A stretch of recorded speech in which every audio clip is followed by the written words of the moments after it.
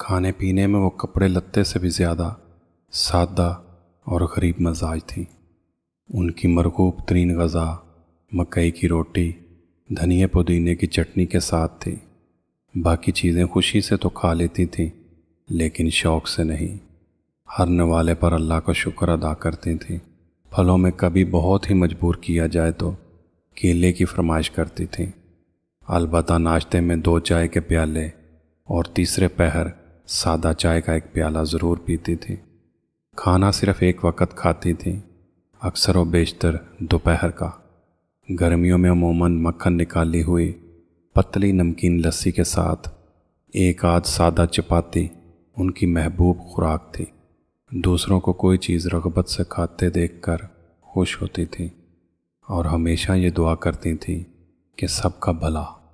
خاص اپنے یا اپنے بچوں کے لیے انہوں نے براہ راست کبھی کچھ نہ مانگا۔ پہلے دوسروں کے لیے دعا مانگتی تھیں اور اس کے بعد مخلوق خدا کی حاجت روائی کے طفیل اپنے بچوں یا عزیزوں کا بھلا چاہتی تھیں۔ اپنے بیٹوں یا بیٹیوں کو انہوں نے اپنی زبان سے کبھی میرے بیٹے یا میری بیٹی کہنے کا دعویٰ نہیں کیا۔ ہمیشہ ان کو اللہ کا مال کہا کرتی تھیں۔ کسی سے کوئی کام لینا ماں جی پر بہت گراں گزرتا تھا۔ اپنے سب کام وہ اپنے ہاتھوں خود انجام دیتی تھی۔ اگر کوئی ملازم زبردستی ان کا کوئی کام کر دیتا تو انہیں ایک عجیب قسم کی شرمندگی کا احساس ہونے لگتا تھا اور وہ احسان مندی سے سارا دن اسے دعائیں دیتی رہتی تھیں۔